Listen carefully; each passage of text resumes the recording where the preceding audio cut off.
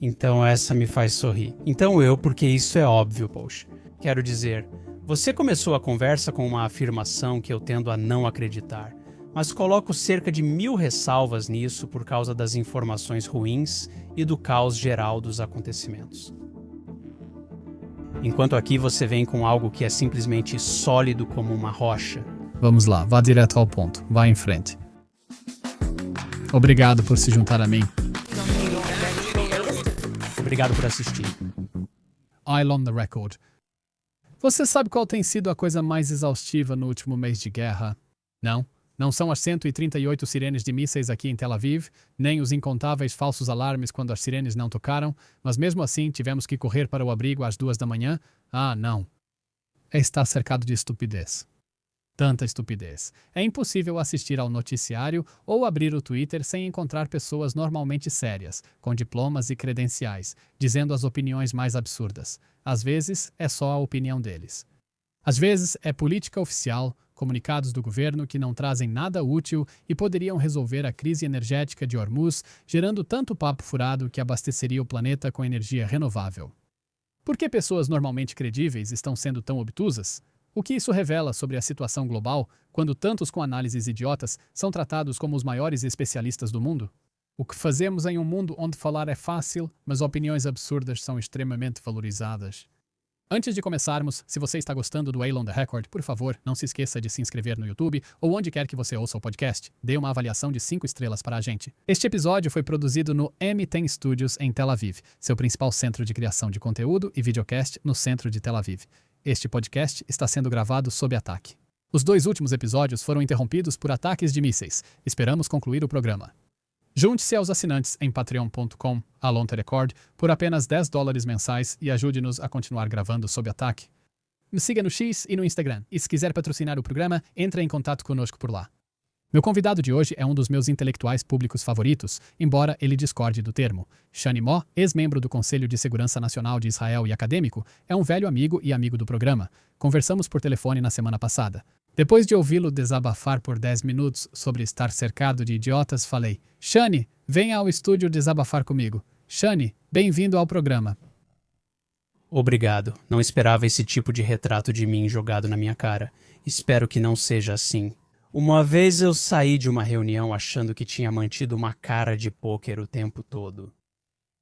Quando eu estava no Conselho de Segurança Nacional anos atrás, alguém que me conhecia bem e já foi meu chefe perguntou: o que houve? E eu respondi: não foi nada. Ele disse: você ficou, depois mudou para o inglês, ficou com aquela cara de estou cercado de idiotas do caralho a reunião toda.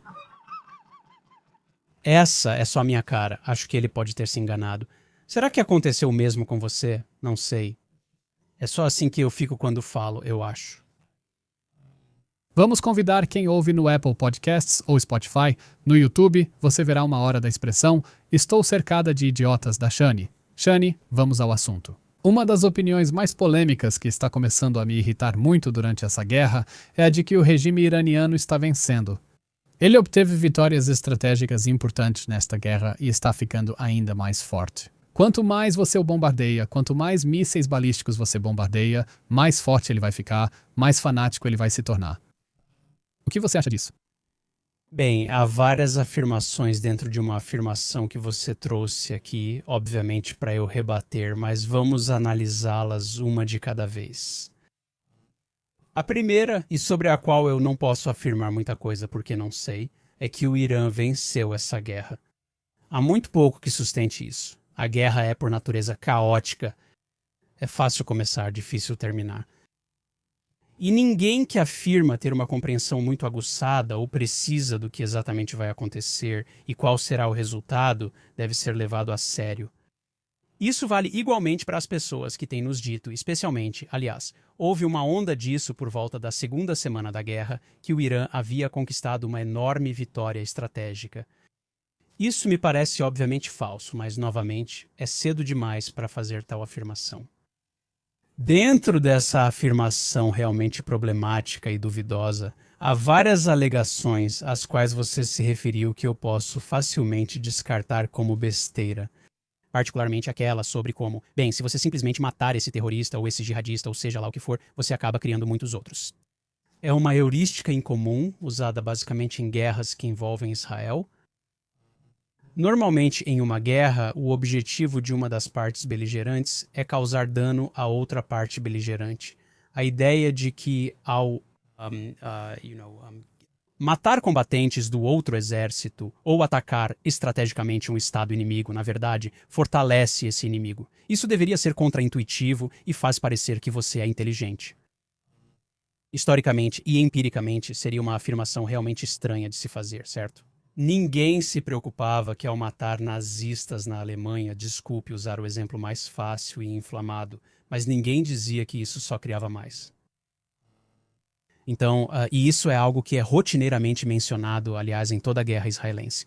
Porque, claro, existe essa norma estranha que parece se aplicar apenas a Israel, que o papel de Israel não é vencer as guerras que lhe são impostas por seus inimigos, mas sim, de alguma forma, conquistar o favor deles.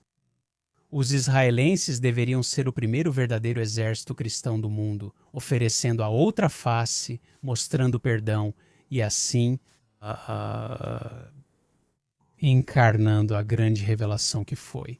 Conquistando a vitória final por meio de corações e mentes, em vez de simplesmente sobreviver. Mas esse nunca foi o jeito como qualquer país travou uma guerra. Certamente não é assim que qualquer país que venceu uma guerra travou uma guerra.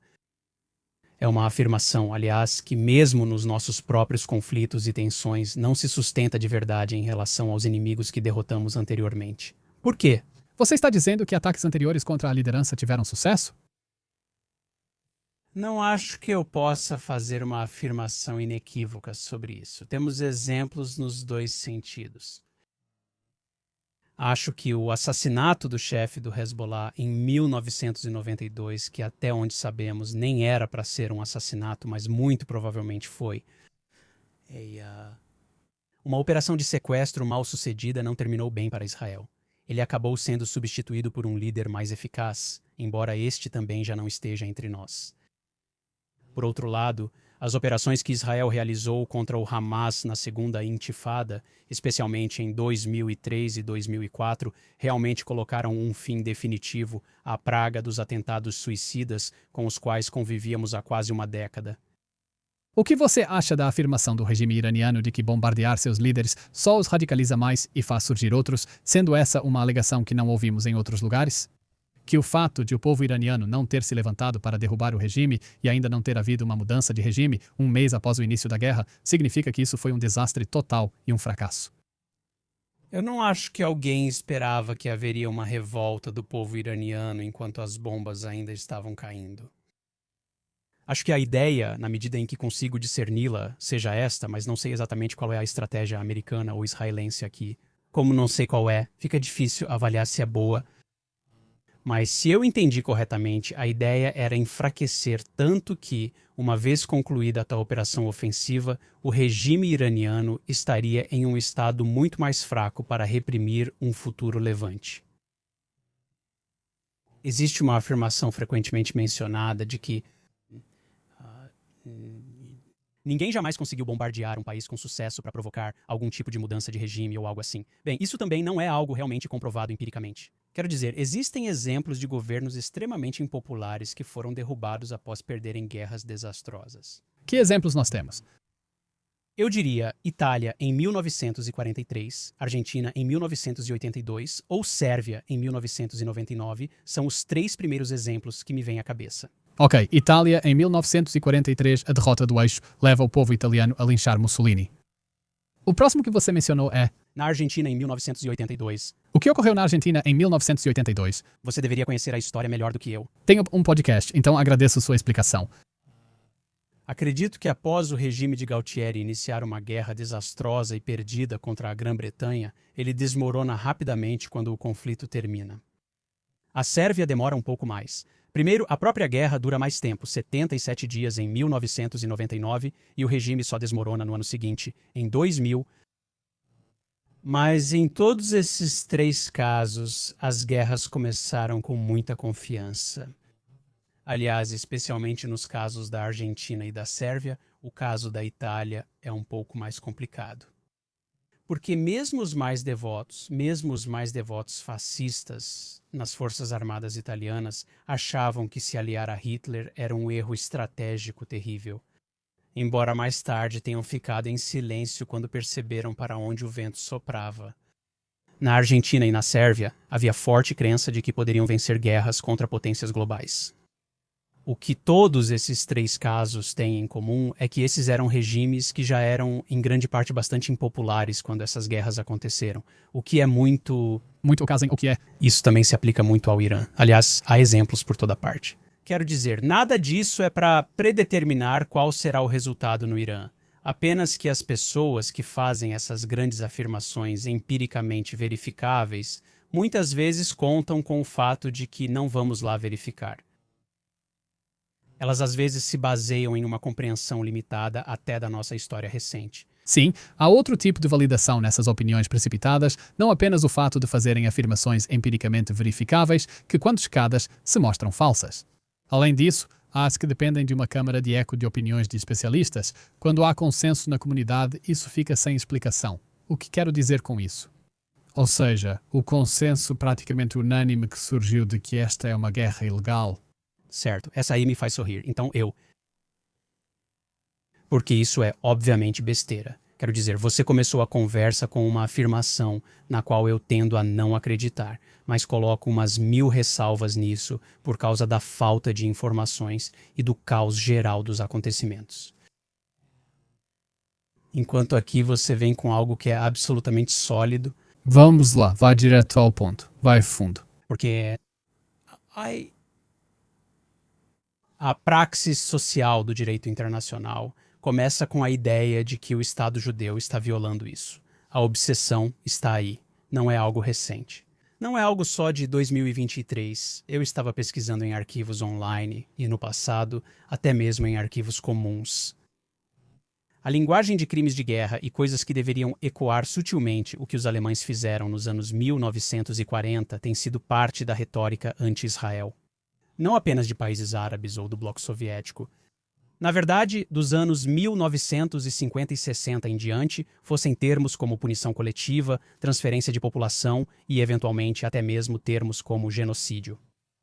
O que, claro, eles vão usar como argumento e dizer: bem, o fato de Israel ter sido acusado de forma crível dessas violações do direito internacional por tantas décadas significa que devem ser verdadeiras. Certo. Então tudo relacionado a Israel, sabe? Quando houve a polêmica sobre a mudança da embaixada americana para Jerusalém em 2017 e 2018, o que mais lia de pessoas inteligentes na imprensa europeia e norte-americana era: não podemos fazer isso porque nos importamos com o direito internacional. Ao conversar, eu perguntava: qual direito internacional? Então, qual é a base legal internacional para não reconhecer Jerusalém? Nunca há uma resposta direta para isso. Você pode receber 4 respostas contraditórias que não fazem sentido por si só, seja sobre o corpus separatum, seja sobre a linha verde, seja sobre o status quo ou sobre não prejulgar acordos de status final. Mas em todas essas 4 bases, há uma contradição interna com as outras 3 e há uma contradição interna com as próprias políticas deles sobre Jerusalém em relação aos palestinos. Vocês já escreveram sobre isso há anos, sobre as várias embaixadas de fato? Sim, e ali está claro, aliás, que os países estrangeiros estão simplesmente perseguindo seus próprios interesses e os disfarçando sob o manto do direito internacional porque querem usar isso como moeda de troca para fazer Israel concordar em ceder metade de Jerusalém e aceitar milhões de refugiados árabes. Ou seja, tudo. Mesmo assim, eles não colocam embaixadas em Jerusalém Ocidental. O argumento é incoerente. Eles recusam reconhecer Jerusalém Ocidental para usá-la como moeda de troca. O argumento é totalmente incoerente, mas vem com esse tom de centurião, todo pomposo sobre direito internacional, onde a ideia é: claro, nós nos importamos com o direito internacional e esses israelenses não o respeitam. Isso acontece em toda ofensiva militar que eu consigo lembrar na minha vida que Israel já iniciou em resposta a PAC, ataque de foguetes ou ataque terrorista. Ou seja lá o que for, sempre tem gente lembrando disso, que tem direito à autodefesa, mas precisa se manter dentro dos limites do direito internacional. Não é algo, uma afirmação que as pessoas fazem sobre outros países em guerra, quase nunca.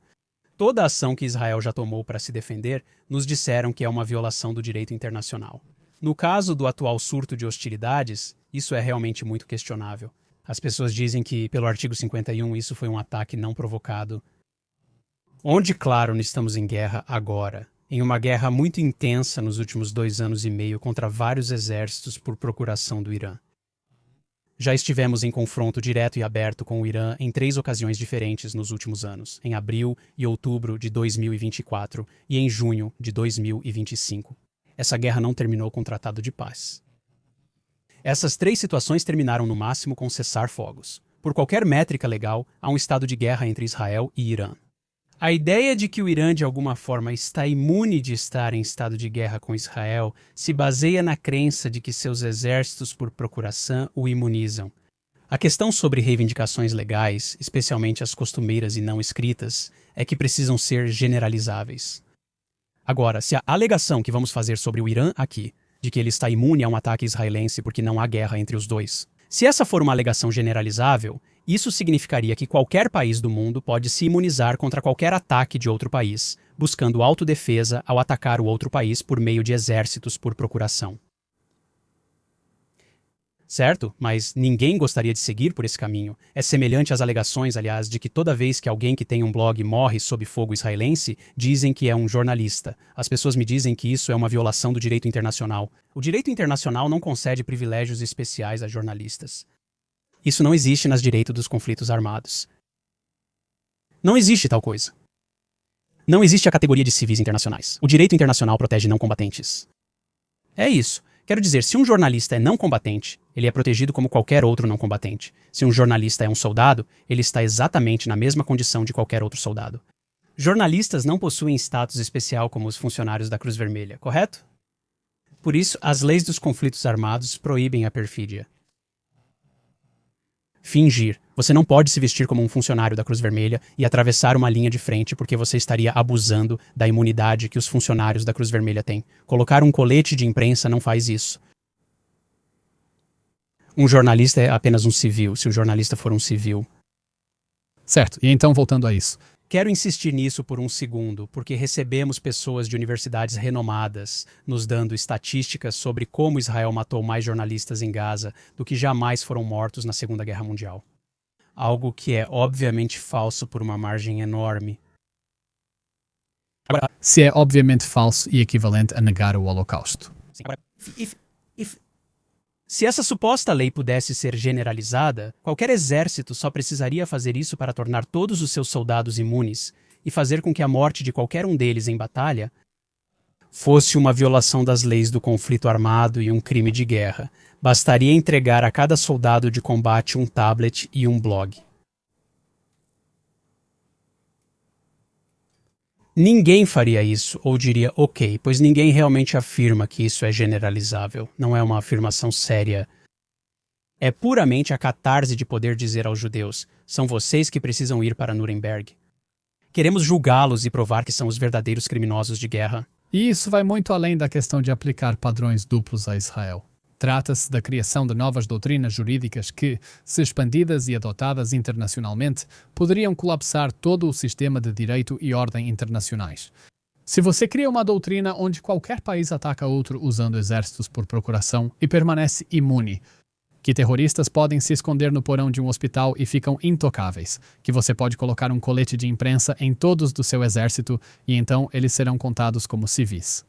Você destrói o princípio da ordem internacional porque simplesmente o desintegra totalmente em desordem e caos. Claro, mas o direito dos conflitos armados, como existe, já levou essas coisas em consideração. Nada disso é um desafio novo. O direito dos conflitos armados fala extensivamente sobre todos esses dilemas.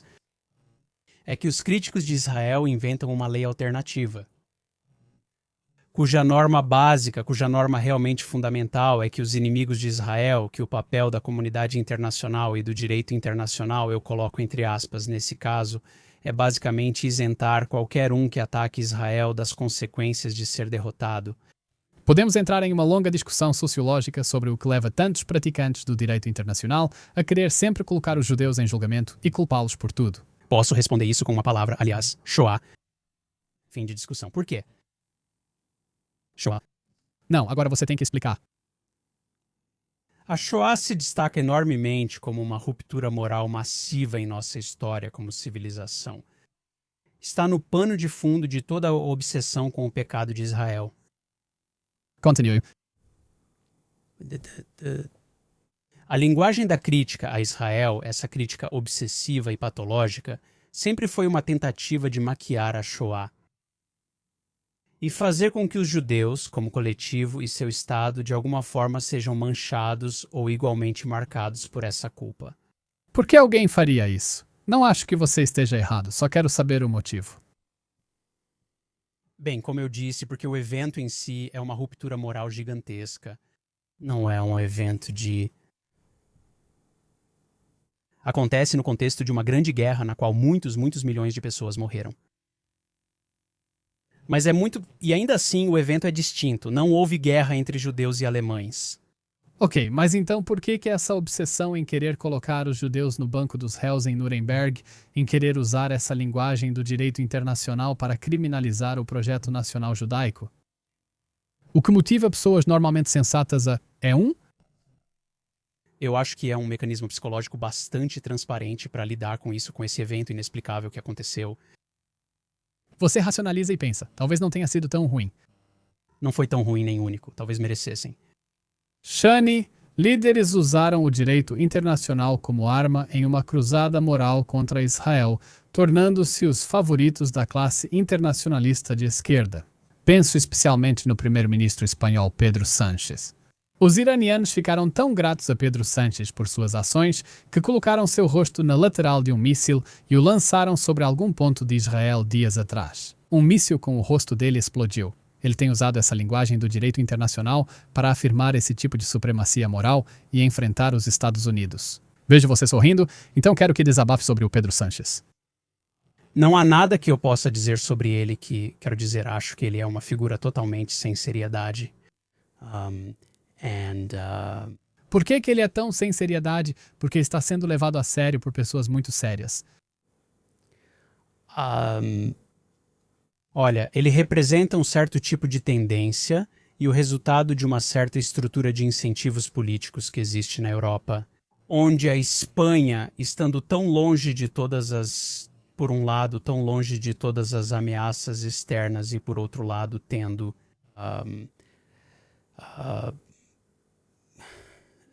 uma conexão muito diferente, tanto com o Oriente Médio quanto quase nenhuma minoria judaica.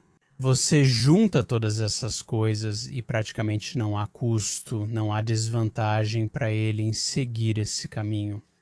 Mas uma das coisas que realmente me incomoda é o uso do direito internacional na terceirização das decisões de segurança quando se trata de Israel para a questão do direito internacional em uma doutrina que eu chamo de cessar fogo agora, paz nunca. Nós temos visto entre os líderes mundiais uma obsessão em congelar os problemas onde estão, sem nunca realmente enfrentar a causa raiz dos problemas.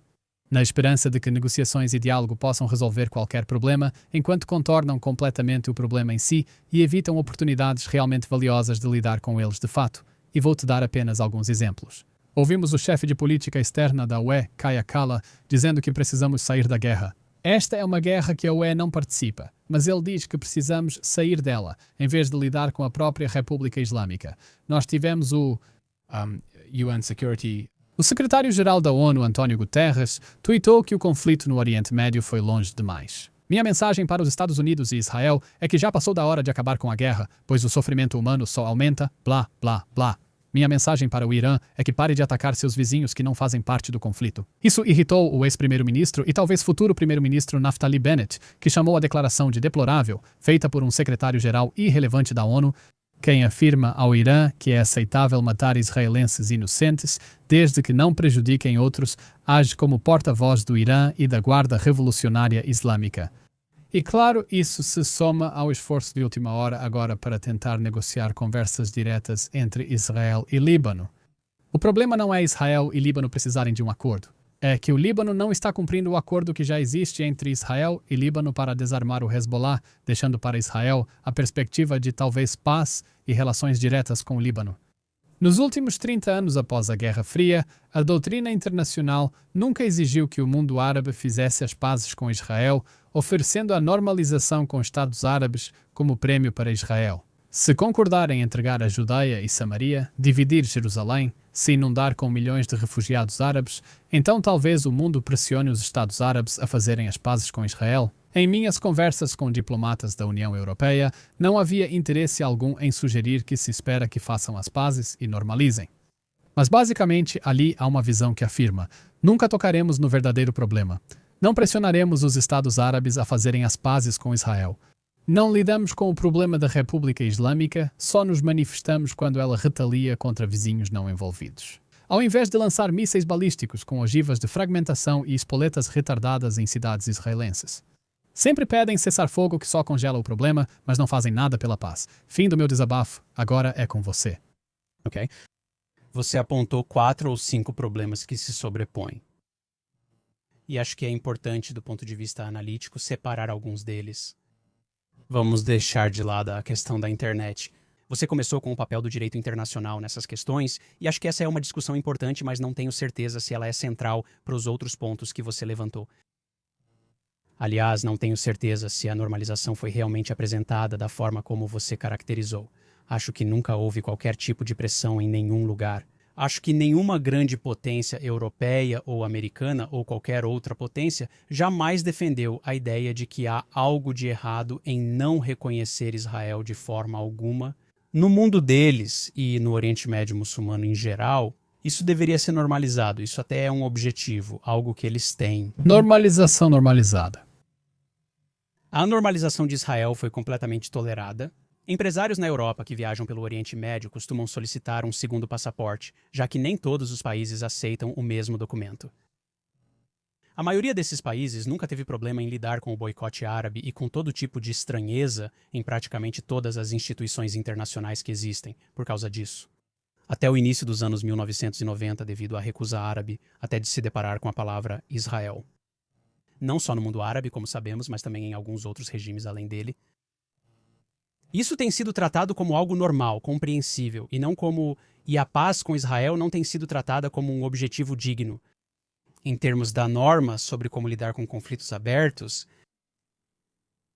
há coisas acontecendo aqui. Parte disso está ligada ao nosso conflito, outra parte é mais ampla.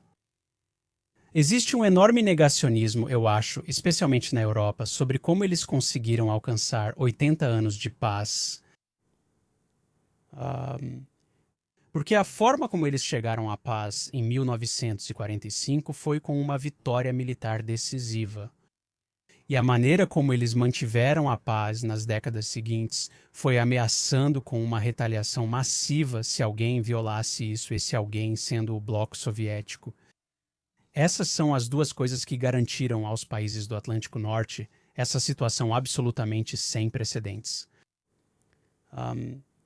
8 décadas de paz e prosperidade, algo que nunca foi visto antes no mundo, certamente não na Europa. Os benefícios de uma espécie de paz de 1945 realmente foram negados em outros lugares, mas especialmente no nosso caso. Quero dizer, a sabedoria aqui e no conflito árabe-israelense tem sido nunca jamais deixar que a derrota que os inimigos de Israel trazem para si mesmos militarmente em guerras que eles iniciam, muitas vezes com grande entusiasmo, nunca permitiu que essa derrota virasse fato político. Isso é verdade, seja quando estamos falando de terra por paz. É verdade, seja quando estamos falando do cessar-fogo agora, cada vez que há uma escalada em vários lugares. É verdade, claro, no cruel experimento humano conhecido como UNRWA. Mas a sabedoria é que a comunidade internacional, que seu papel como pacificadores, na verdade, é indenizar os inimigos de Israel contra qualquer perda da guerra. Agora, isso não é manutenção da paz. Isso é aprofundar o conflito. A maioria desses esforços internacionais que foram feitos nos últimos 75 anos do nosso conflito não só não serviram para trazer a paz, eles nunca tiveram isso como objetivo, mas na verdade aprofundaram o conflito, tornando-o em muitos casos muito, muito, muito pior. Isso é verdade em grandes questões. A UNRWA talvez seja o maior exemplo disso, mas isso também ocorre em áreas secundárias e terciárias, como no Líbano. Nunca, jamais houve em nenhum dos confrontos entre Israel e Líbano nos últimos 50 anos Agora, algum esforço internacional real para levar esses dois lados a um acordo de paz completo, quando não há motivo para que eles não tenham aquela fronteira não é disputada. Ao contrário das demais de Israel, a linha de armistício de 1949 é uma fronteira internacional. E explicitamente referida como tal nos acordos de armistício, algo que não aconteceu nos armistícios assinados com o Egito, a Jordânia ou a Síria. E claro, porque era uma fronteira internacional herdada, estabelecida pelos britânicos e franceses anteriormente. No caso do Líbano, é absolutamente impressionante como é tipo o Líbano de Schrödinger. O Líbano é visto como soberano para ser protegido de ações israelenses, mas não o bastante para ser responsabilizado por permitir que uma milícia inimiga use seu território contra um vizinho. Certo. E em toda a oportunidade que houve para mudar essa realidade, houve uma enorme pressão para resistir a isso. Agora, é óbvio porque uma parte interessada pensaria assim. Quero dizer, não há dúvida de por que, para o Irã, era importante que o Hezbollah não fosse desarmado após Taif, em 1989. Isso não me interessa. O que importa é que, no Líbano, as outras facções que se desarmavam não viam motivo para o Hezbollah fazer o mesmo. E isso porque, se alguém é visto como anti-Israel e lutando contra os israelenses, então toda a racionalidade vai embora. Em 8 de outubro de 2023, Hezbollah começa a disparar foguetes contra Israel um dia após o massacre do Hamas. E continua disparando foguetes por um ano, por 11 meses, até setembro. Em setembro, Israel de repente eleva a atenção por conta própria. Contra-ofensiva com a operação na Síria e na instalação de armas, depois com a operação Pager e o Aqitak, e finalmente com a campanha de bombardeio muito breve em setembro. Isso basicamente elimina uma enorme quantidade dos foguetes do Hezbollah e, no final das contas, a maior parte de sua liderança. E foi aí que a pressão começou. A partir de 8 de outubro de 2023 não houve nada. Não houve pressão sobre o Líbano, nem pressão sobre o Hezbollah. Nada. Só quando Israel começou a revidar, toda a comunidade internacional entrou em ação e houve uma exigência de que, agora, Israel, em 2006, 96 e 93, provavelmente poderia ter sido pressionado a isso. Após 7 de outubro, Israel ignorou isso. Ignorou. E no dia seguinte a esse comunicado, matou Nasrallah. Com sabedoria. Muito sabiamente. Isso desencadeia uma mudança tectônica na região. Hezbollah foi derrotado. Sem ele, o regime Assad cai. Sem o regime de Assad, os russos perdem base estratégica no Mediterrâneo. As mentes diplomáticas mais brilhantes do mundo redigem este comunicado. Pessoas que se acham especialistas, não idiotas, no Twitter. Pessoas que se importam com a paz. Muitas vezes essas pessoas dirão que são grandes amigas de Israel. Eles redigiram aquele comunicado. Eles insistiram em um cessar-fogo em 26 de setembro. Um cessar-fogo em 26 de setembro teria significado Nasrallah em Beirute, Putin em Latakia, Assad em Damasco e nenhum corredor aéreo para Teherã. Então eles estavam certos? Não, eles não estavam. Veja, enquanto gravamos, ontem à noite, Israel bombardeou um lançador de foguetes no Líbano que estava carregado e pronto para disparar. Se tivesse ouvido a União Europeia, que afirma que Israel pode se defender conforme o direito internacional, não deveria agir no Líbano. Segundo eles, bastava termos derrubado o foguete no ar. Onde está a disposição do direito internacional? Eu vi que lá Tem. não existe tal. No direito internacional, eles inventam regras conforme agem. Elas não existem. E por isso eu concordo com você que a França, os europeus, desempenharam um papel muito nefasto no Líbano ao manter o Hezbollah paralisado, ao intervir para salvá-lo. Eu me sinto muito mais confiante em dizer que, às vezes, Israel simplesmente precisa ignorar a pressão diplomática e dizer a esses diplomatas onde eles podem enfiar seus comunicados. Concordo que as potências internacionais tiveram um papel muito nefasto ao congelar os problemas e impedir que Israel os resolvesse. O Hezbollah hoje é só uma sombra do que foi e do que seria se tivéssemos cedido à pressão internacional em setembro de 2024. E é por isso que é tão frustrante para mim ouvir análises dizendo que Israel na verdade gosta de guerras, e que Israel quer guerras e Israel quer guerras eternas. Vou te dar 2 exemplos e depois você comenta sobre ambos.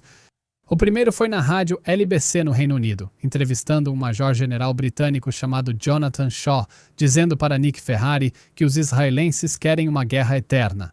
Eles simplesmente entram lá e matam mais pessoas. Esse é o jeito deles. Israel prefere guerras longas, por isso elas duram tanto. Outra análise compartilhada por Hadi Amr, um ex-funcionário do governo Obama. Na verdade, lembro de tê-lo conhecido quando eu era soldado. Compartilhando um artigo de alguém chamado Gavar Abada, na revista 972, MAG, revista israelense de esquerda, afirma que os sistemas antimísseis de Israel diminuíram muito o custo de ir à guerra. Uma sociedade que não teme a guerra está condenada a vivê-la sempre. Tuitei irritado. O problema são os sistemas antimísseis, que reduzem muito o custo da guerra. Eles não reduziram o custo de entrar em guerra, mas sim o de sofrer uma guerra contra nós. Isso quer dizer que, quando o Hamas lançou foguetes de Gaza, não destruímos o local de imediato, apesar do grande perigo à vida. Percebemos que podíamos conviver com foguetes e morteiros, pois interceptávamos muitos. Isso deixou o problema do Hamas crescer muito. Assim, temos duas análises distintas. Uma afirma que israelenses preferem guerras longas, desejando que nunca acabem. Outra diz que tornaram as guerras tão baratas que se sentem satisfeitos em mantê-las. Fico aqui em Israel dizendo, não queremos guerras longas, preferimos conflitos curtos que vençamos. Ou melhor, nenhuma guerra se nossos inimigos pararem de tentar nos matar. O que acha? Sim, encontrei essas duas coisas. A primeira é totalmente ridícula, certo? Quero dizer, isso faz parte da retórica padrão de imaginar que os israelenses são algo demoníaco e então usar minha crença sobre esses demônios como motivo para criticá-los. Não há absolutamente nenhuma base para nada disso. Toda a doutrina de Israel sempre foi de guerras ofensivas curtas, concluídas de forma decisiva e o mais rápido possível. Essa é a estratégia de Israel desde o início, por motivos óbvios.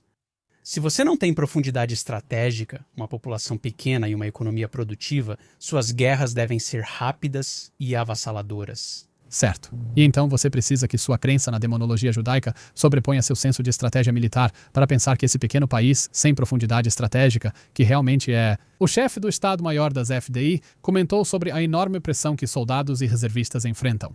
Será que alguém realmente acredita que o país quer guerras eternas por diversão ou interesse? O que revela é a declaração deles dizendo que só gostam de matar pessoas. Quero dizer, isso obviamente não é uma análise séria e nem sequer demonstra familiaridade com o básico da doutrina estratégica de Israel, nem com os dados empíricos das guerras de Israel, muito menos da diferença entre as guerras bem-sucedidas e as menos bem-sucedidas. As bem-sucedidas costumam ser bem curtas.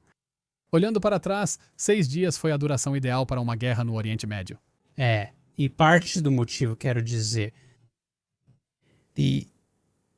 o grande erro de cálculo dos egípcios, então, que eles repetiram em 73 também, foi achar que o desgaste causado ao paralisar a economia israelense iria enfraquecê-los. Porque, diferente do Egito, onde você tem uma população grande e uma economia não muito produtiva, você pode manter o exército basicamente mobilizado e não perder muito com isso. Eles achavam que, por exemplo, o período de espera estava enfraquecendo Israel. O que eles calcularam errado em 1967 foi que isso significava que Israel não podia esperar e teria que atacar imediatamente, de forma esmagadora e o mais rápido possível. Em 73 também, eles acreditavam que estavam iniciando uma guerra muito longa que poderiam vencer por algum tipo de desgaste e que acabou sendo concluída muito, muito mais rápido do que eles queriam. E a questão da defesa antimísseis? Então, a questão da defesa antimísseis é uma dessas coisas estranhas porque tem uma ontologia moral muito mais profunda, certo? Obviamente, empiricamente, isso é besteira, né? Isso vem de lugares em Londres e Washington, onde eles travam muitas guerras sem que isso nunca atinja o próprio território.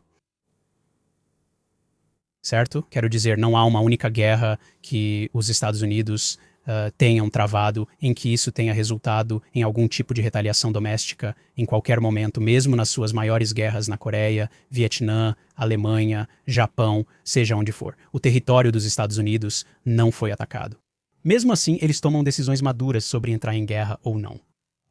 A ideia é que só os israelenses precisam passar por uma experiência moralmente purificadora de vitimização, senão quem sabe o que pode dar errado com eles. A ideia de defesa antimísseis, claro, no caso da defesa antimísseis, é exatamente o que você estava sugerindo, que na verdade a lição de 7 de outubro foi que isso nos deixou em uma falsa sensação de segurança.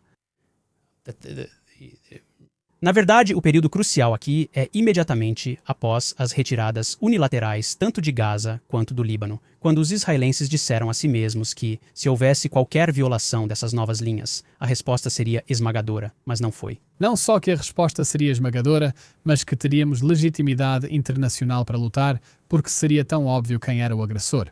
Certo, isso era algo que foi divulgado aos israelenses pelos próprios israelenses, porque eu nunca encontrei tantos internacionais vozes dizendo isso exatamente dessa forma. Encontrei muitas pessoas em hebraico dizendo, olha, a comunidade internacional disse isso. Isso foi muita autopersuasão. E no momento da verdade, logo após tanto 2000 quanto 2005, isso não aconteceu. E acho que há grandes lições nisso. A saber, Bem, há uma lição prática. É preciso garantir uma resposta esmagadora. Mas havia motivos para isso não acontecer. Em 2000, por exemplo, quando houve o sequestro em Nó, não só para garantir resposta esmagadora. Acho que também há uma lição aí sobre não contar com a possibilidade de navegar pelas condições internacionais, de forma que, quando isso acontecer, você saiba que a simpatia e o apoio não estarão presentes. Foi um argumento tolo. Mas veja, e especialmente quero dizer, depois, por exemplo,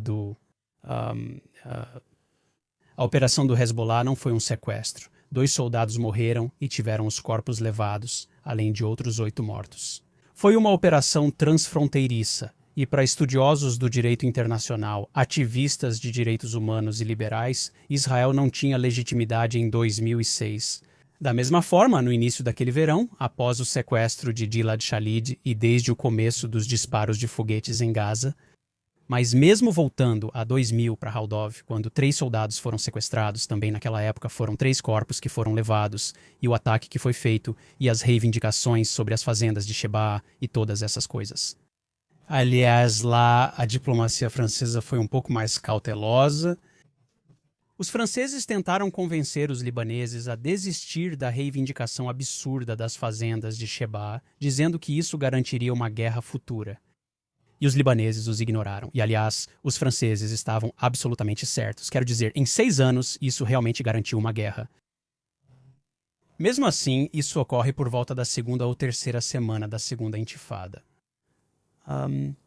E prestes a abrir outra frente no Líbano, quando toda a Cisjordânia e Gaza estavam em chamas e Israel era realmente o saco de pancadas da comunidade internacional nessas primeiras semanas de outubro de 2000, além da Cisjordânia e Gaza, houve distúrbios internos. Mas esse enorme, quero dizer, alvoroço internacional contra Israel, de muitas maneiras, foi ainda mais dramático do que em outubro de 2023. Então, realmente não era possível. Você pode olhar para trás e pensar que ele deveria ter calculado diferente ou algo assim. Foi algo muito, muito difícil de fazer em outubro de 2000, quando isso aconteceu. Por isso, o Hezbollah aproveitou para criar essa provocação e seguiu com pequenas provocações até julho de 2006. Ocorreu o mesmo com Gaza após 2005, com disparos quase constantes de foguetes. E se é que teve algum impacto a defesa antimísseis, que ainda não era realmente um fator em 2005, mas passou a ser cada vez mais a partir de 2012, virou a desculpa para Israel não fazer nada em Gaza. E lembre-se, as poucas coisas que fizemos em Gaza sempre foram recebidas com as condenações mais hiperbólicas da comunidade internacional, seja em 2008, 2009 ou, na verdade, até mesmo no verão de 2006. Então, sabe, havia ótimos motivos para ambas as retiradas unilaterais. Mas, sabe, precisamos ser realmente honestos conosco sobre como realmente evitamos ataques a partir dessas linhas e onde a comunidade internacional realmente estará nessas situações. E, infelizmente, os mesmos elementos da comunidade internacional que dizem a Israel para não fazer nada não dão absolutamente nenhuma confiança a Israel de que, se Israel não fizer nada, eles virão em seu auxílio ou terão algo útil a contribuir. É sempre só não, sem nenhum conselho realmente útil sobre como resolver um problema, porque são essas mesmas pessoas que mantêm os problemas exatamente como estão. Shani, outro obstáculo que me faz arrancar os cabelos não é só a falta de consciência sobre os conflitos passados de Israel e sua continuidade, mas também sobre as alternativas existentes. Um dos tweets que viralizou nas últimas semanas foi do Frank Luntz, o pesquisador de opinião dos Estados Unidos. Publicou um relatório afirmando que os Estados Unidos querem que o Irã assuma 6 compromissos. Sem programa de mísseis por 5 anos, enriquecimento zero, descomissionamento dos reatores, tratados regionais de controle de armas, sem financiamento a proxies regionais e protocolos rigorosos de observação externa sobre centrífugas. Imediatamente você vê todo um ecossistema de pessoas dizendo, mas esse era exatamente o acordo de Obama de 2015. Eu vi até Alastair Campbell, ex-assessor especial de Tony Blair, agora apresentador de um podcast político muito respeitado. Um podcast de emergência. Desculpe? Um podcast de emergência, certo? Afirmando que isso é retweetando, e ele realmente deveria saber mais, afirmando que isso é igual ao acordo de Obama, ao que eu acrescento. Antony Blinken, é claro, que foi o secretário de Estado do presidente Joe Biden, dizendo que se o acordo de Obama tivesse sido cumprido, então a opção militar ainda estaria sobre a mesa. Se o acordo de Obama tivesse sido cumprido, o Irã se tornaria muito mais forte econômica e militarmente após uma década de alívio das sanções, investindo bilhões em mísseis balísticos e exércitos por procuração. Gostaria de ver qual líder mundial cogitaria a opção militar contra esse Irã, já que só pensam nisso porque Israel já enfraqueceu os alvos e abriu o corredor aéreo antes. Como você explica que tantas pessoas sensatas veem uma lista que afirma nenhum programa de mísseis, zero enriquecimento de urânio, descomissionamento de reatores nucleares e nenhum financiamento a proxies regionais? Muitos se enganam, caindo numa espécie de amnésia, achando que o acordo de Obama só impôs restrições temporárias ao programa nuclear, sem abordar proxies ou mísseis balísticos. Não mexia nos proxies e permitia enriquecimento. A lista é quase o oposto disso, tem bem pouco ali. Que seja tão estúpido que eu não entenda. Pelo mesmo motivo, eles acreditam que o Irã obteve grande vitória estratégica para seus propósitos políticos internos e gostos culturais. É muito importante para eles que as pessoas que estão envolvidas, é muito importante para eles verem e acreditarem. E serem vistos como aqueles que afirmam que as pessoas que estão tomando decisões hoje em Washington e Jerusalém são um bando de perdedores grosseiros e belicistas. É isso que está acontecendo? Essas pessoas estão tão obcecadas em dizer que os israelenses e os americanos estão errados, que eles simplesmente vão fabricar totalmente a história e inventar memórias só para poderem manter essa narrativa à qual estão psicologicamente apegados. Quando você fala assim, parece que eles têm algum defeito psicológico, mas consideram um comportamento político normal. Mas quero dizer, essa descrição do JCPOA como tendo acabado com as forças por procuração e limitado os mísseis balísticos está tão distante da realidade. Essas eram as críticas feitas na época, que o JCPOA fortaleceria o apoio do regime iraniano a forças por procuração e mísseis balísticos. Não entendo como as pessoas podem ser convencidas. Será que eles enganaram tanto a si mesmos que trocaram suas memórias antigas? Eles têm consciência de que o que fazem é besteira? Suspeito que alguns deles não sabem. Quero dizer, não tenho uma boa explicação, só que, diferente de você, talvez pela diferença de idade, não fico tão chocado com isso. Eu acho que é assim que as pessoas agem na política. Eles têm uma ideia de quem é bom e quem é mau. Eles têm uma memória que superestima muito a própria sabedoria, e grande parte da capacidade deles de processar os acontecimentos fica subordinada a isso. Certo, Shani. Última pergunta. Quando vai escrever esse livro? Qual deles? O livro que peço há tempos para você escrever. Escreva um só.